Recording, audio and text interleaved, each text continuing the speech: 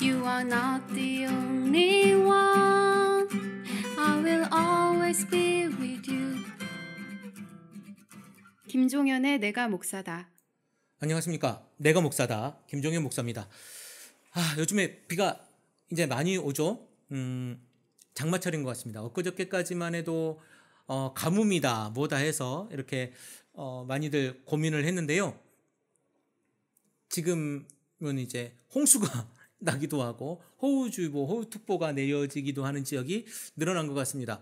어제 비가 와서 신갈 쪽에는 도로가 막혔다 그러죠. 토사가 흘러내렸다고 하는 기사도 있고 또 여러 가지 이야기들이 비 때문에 이런 에피소드들이 있는 것 같습니다. 아마 그 강에 있는 물들도 많이 늘어나고 저수지에 물도 많이 차서 이제 농사짓기에 좀 해결이 되지 않았나라고 하는 생각을 제가 해보고요. 우리 교회적으로도, 그러니까 기독교적으로도 좀 이런 소식들을 좀 많이 들렸으면 좋겠어요. 좀 시원한 소식, 더위가 좀 물러가는 소식, 짜증나는 것이 좀 없어지는 소식, 뭐 이런 것들이 좀 있었으면 좋겠습니다.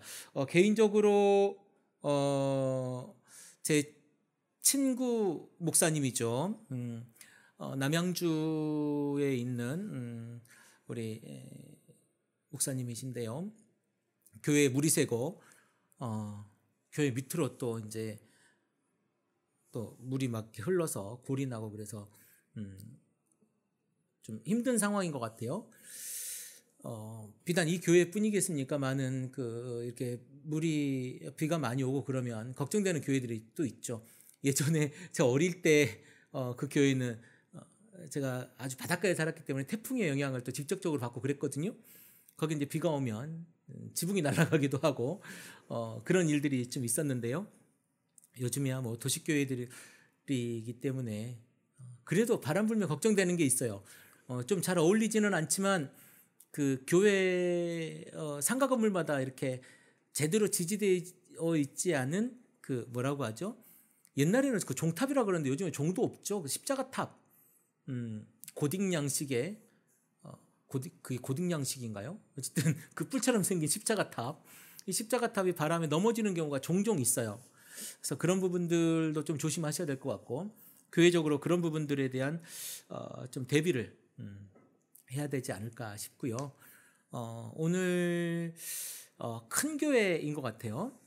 큰 교회 장로님 한 분과 또 구약 쪽에 고대 근동 이쪽을 가르치시는 교수님 한 분과 또 루터를 전공한 중세 역사를 전공하신 분 한 분과 또 D교회를 다니시는 그 집사님이신가요? 집사님 한 분과 이렇게 식사를 할 기회가 있었어요. 그러면서 이래저래 교회 이야기를 하고 학문 이야기도 많이 했습니다. 그래서 교회 정관이나 아니면 여러 가지 이야기들에 대해서 고민을 하고 그리고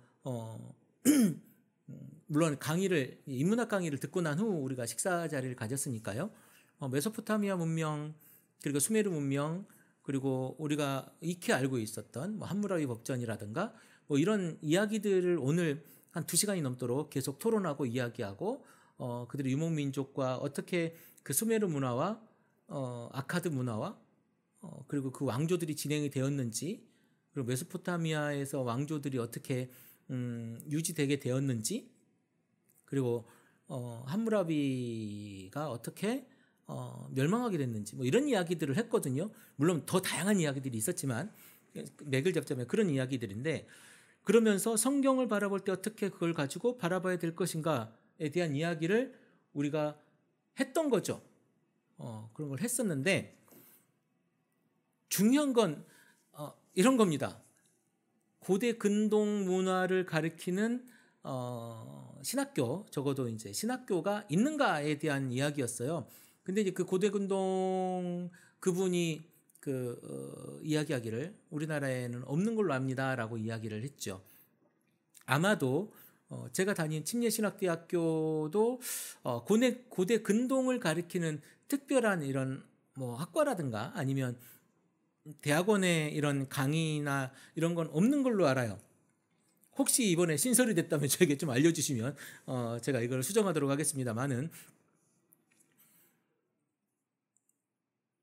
그러니까 설교를 듣는 사람들, 그러니까 목사의 설교를 듣는 교인 내지는 성도라고 표현할 수 있는 이런 분들은 지적 수준과 지적 호기심은 그런 곳까지 가 있는 거죠. 학자적인 수준에까지 가 있는 거예요. 물론 학자라고 표현하기는 그렇지만 어쨌든 보통의 사람보다도 훨씬 더 깊은 곳에 가 있고, 여기에 오늘 그 강의를 들으러 온 분 중에 한 2분 정도는, 두 분 빼고는 다 일반 교인 내지는 일반인이었어요. 한 10대 명이 모였는데 적어도 일반 교인의 수준이 여기까지 가고 있다는 거예요. 다는 아니겠지만 그러니까 목사들이 아무것도 모르고 그런 이야기를 할 때 이 사람들은 그걸 다 알고 있는 거예요.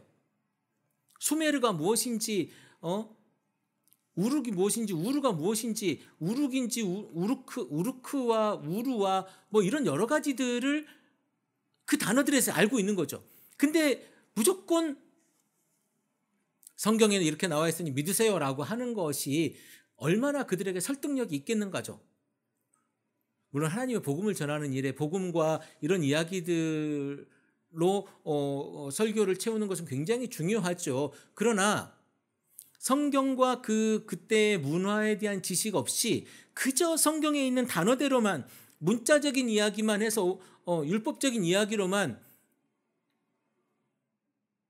강요하고 억압한다면 저는 한국교회 목사들의 미래는 없다고 생각을 합니다. 목사가 성경에서 얼마나 권위를 가지는지 모르겠지만 그렇다고 목사를 제사장의 권위에 올려놓는 목사들 많이 있죠. 그러나 목사가 제사장의 권위에 있습니까? 그렇게 가지고 싶겠죠. 근데 그거 아니지 않습니까? 교인들은 이만큼 지적 수준이 높아가는데 목사들은 아직도 70년대, 60년대 우리가 그냥 목사가 없던 시절에 그냥 대충 공부해가지고 나가서 해왔던 그런 식의 이야기들로 생활신앙이라고 표현할까요? 생활신앙에서 얻은 그런 우리들의 그 신앙으로 목회를 지금 하고 있다면, 그러니까 제가 이 이야기를 너무 하면은 그분들이 아직도 그럴지 모르겠지만, 그러니까 빤스 목사 얘기가 나오는 거예요. 그래야 내 교인이고 그래야 나에게 충성하는 사람이고, 이걸 옹호하는 사람도 있더라고요. 보니까 우리 지금 그렇게 대한민국 교회가 만들어져 가고 있다는 거죠. 어떻게 하면 목사가 은퇴하지 않을까? 어떻게 하면 내가 이 교회 안에 권력을 꽉 쥐고 내가 그것을 누릴까? 그것에 대한 고민만 가득한 그런 교회 안에서 우리가 어떻게 신앙을 할까 이거예요. 그래서 아주 요즘에 뭐라고 하죠? 우스운 이야기라고 표현해야 될까요? 아니면 웃지 못할 이야기라고 표현해야 될까요? 가나안 성도, 그러니까 가나안 교인이 뭔지는 아시죠? 교회를 안 나가는 그리스도인, 그러니까 가나안이 그거지 않습니까? 뒤집으면 안 나가는 교회.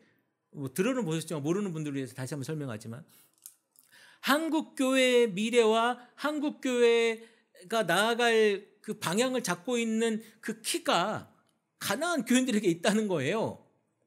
그러니까 교회 안에 있는 사람들은 이미 관성화되어 버렸고, 이미 관성화된 목사들의 노예가 되어 있는 거죠.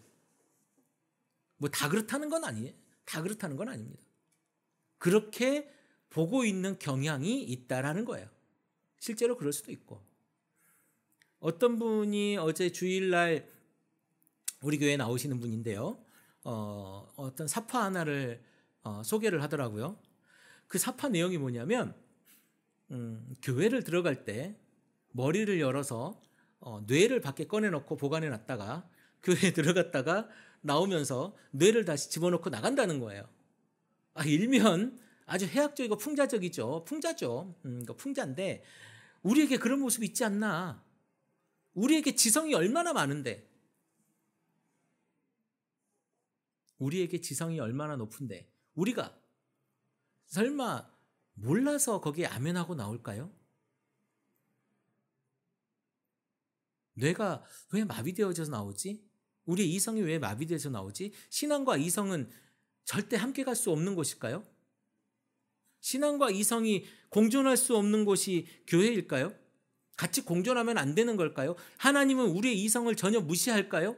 절대 우리가 이성을 발동시켜서 이성으로 고민하고 상식적인 잣대를 가지고 목사의 설교를 우리가 들으면 안 되는 걸까요?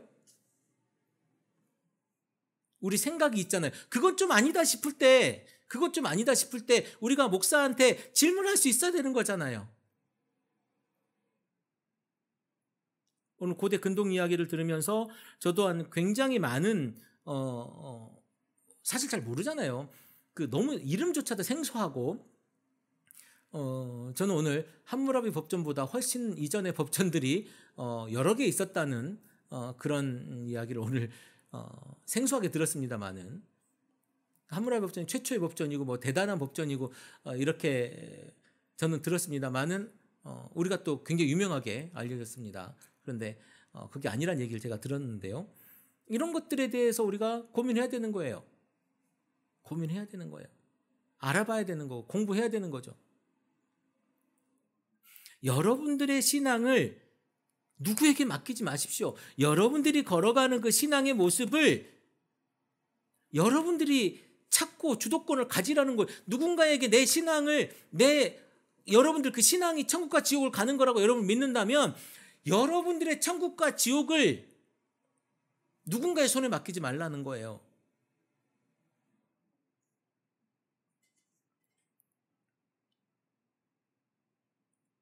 내 신앙의 주도권 내가 가져야죠. 내가 꿈꾸는 천국, 내가 가고자 하는 천국의 모습을 내가 꿈꿔야 되는 거죠. 내가 가야 되는 거죠. 다른 사람에 이끌려 가다가 그것이 천국이 아니면 어떡할 거예요?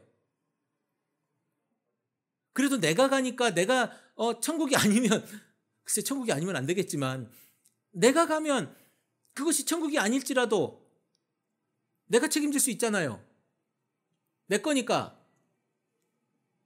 물론 우리는 천국을 가야만 해요. 그리고 우리는 천국을 가기 위해서 예수를 믿는 거고요.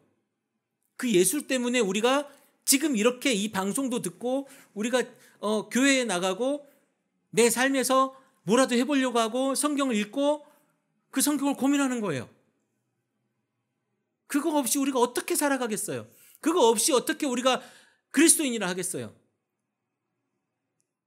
하나님이 무조건적으로 하나님의 말씀만 하시는 게 아니에요. 우리에게 자유의지라 너희가 할 수 있는 대로 해봐라. 너희의 선택권이 있어라고 하나님 우리에게 주신 거 아니겠어요? 적어도 내가 성경을 통해서 내가 성경 이야기를 통해서 내가 성경에 나와 있는 이 많은 글들을 통해서 내가 어떻게 가야 될지를 성경이 충분히 보여주고 있는 거죠. 아전인식국으로 내가 원하는 것을 위해서 성경을 갖다 쓰는 것이 아니라 성경에 있는 이야기와 성경이 가리키는 그 방향을 통해서 내가 가야 되는 거예요. 근데 우리는 대부분 내 생각과 내가 가지고 있는 그것을 위해서 성경의 논리들을 갖다 쓰죠. 많은 목사님들이 그렇게 하고 있습니다. 11조를 하게 하기 위해서 많은 성경 구절을 갖다가 써요. 과연 그것이 맞는가? 우리 의심해 봐야 돼요. 베레아 사람들은 그것이 과연 그런가 하고 질문한다 하잖아요. 성경을 열심히 공부하고 성경을 열심히 본다 하잖아요. 근데 우리는 왜 안 해요? 목사가 우리 대신 다 해줍니까? 목사님께서 하신 말씀이기 때문에 우리가 그냥 믿어야 되고 가야 됩니까?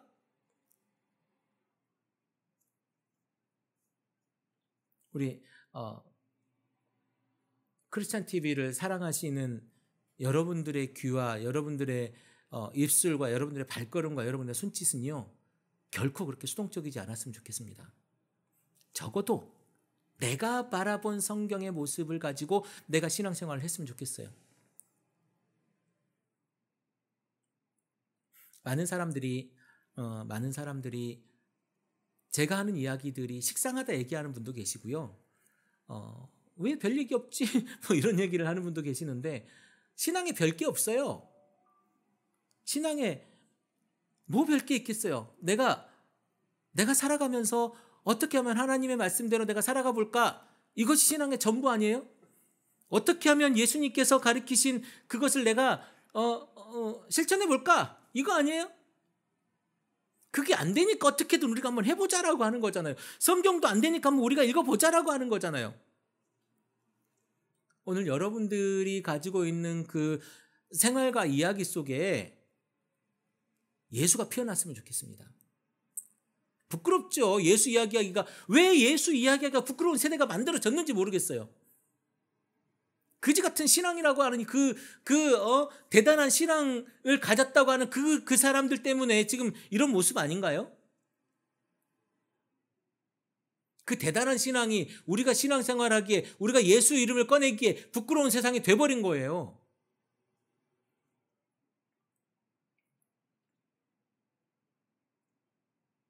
정말로 우리가 신앙인으로서 생각해야 되고 고민해야 될 것이 무엇인가를 해봐야 돼요. 행동하는 그리스도인, 그게 중요한 거 아니에요? 그 많고 그 숱하게 30년 동안 설교를 들었으면요, 아니 10년 동안 설교를 들었으면요, 주일날 한 편씩만 들었어도 500편입니다.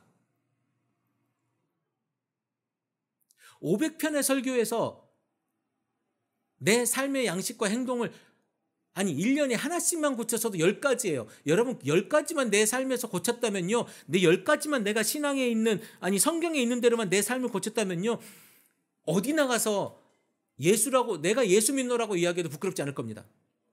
근데 우리가 하나도 안 하죠. 변화라는 거죠.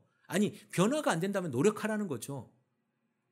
사람이 변합니까? 안 변해요. 사람이 어디가 변해요?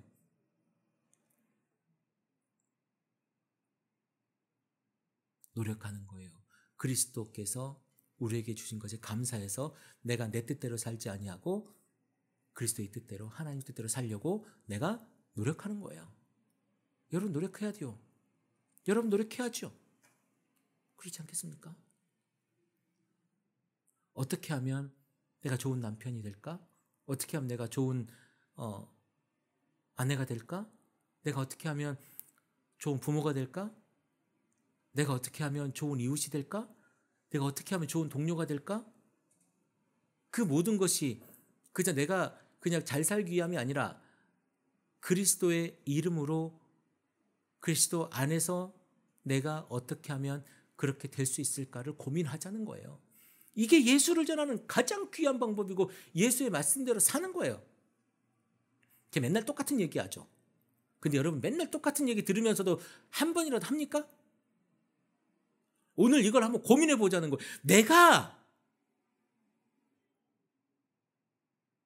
어떻게 하면 그리스도의 사람으로 살 수 있을까? 이 이야기를 여러분 오늘 제가 지금 저녁에 방송을 하지만 저녁에 들을 수도 있고 아니면 내일 아침에 들을 수도 있겠지만 제가 던지는 질문은 딱 하나입니다. 내가 어떻게 하면 그리스도인으로 살 수 있을까? 그리고 지금껏 방송의 전부예요, 이 이야기가. 이것만 여러분들이 고민하고 한다면요, 전 뭐 방송할 필요도 없어요. 왜? 이게 전부니까. 내가 우리 교회를 오고 싶어하는 사람들이 계시거든요. 저 맨날 이 설교예요. 어떻게 하면 당신들이 그리스도인으로 세상에서 살아갈 수 있을 것인가를 고민해라. 오늘 성경에서 말하고 있는 게 그 발걸음에 무엇을 던져주는가를 고민하자. 나도 마찬가지고 당신들도 마찬가지고. 왜? 완벽하지 않은 사람들이기 때문에. 목사는 대단한 줄 아느냐? 나도 사람이다.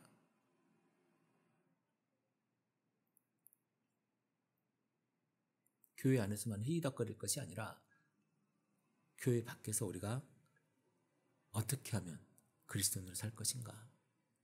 그리고 그렇게 살기 위해서 우리가 불편함을 감내할 수 있을 것인가. 이 이야기 하자는 거예요. 이 이야기. 그거 못하면 우리는요, 끝입니다. 더 이상 의미가 없어요. 아닐까요? 그리스도인의 가치, 예수 믿는 사람의 가치 무엇일까요? 여러분 오늘 예수 믿는 사람의 가치를 고민해 보시기를 제가 부탁을 드릴게요. 괜히 욕먹는 듯한 기분이 들지 모르겠지만 어쨌든 굉장히 중요한 이야기로 우리가 오늘 하루를 살아가면 좋겠습니다. 여러분, 팟빵을 들으시는 여러분, 이 이야기를 듣고 댓글 많이 남겨주시고요.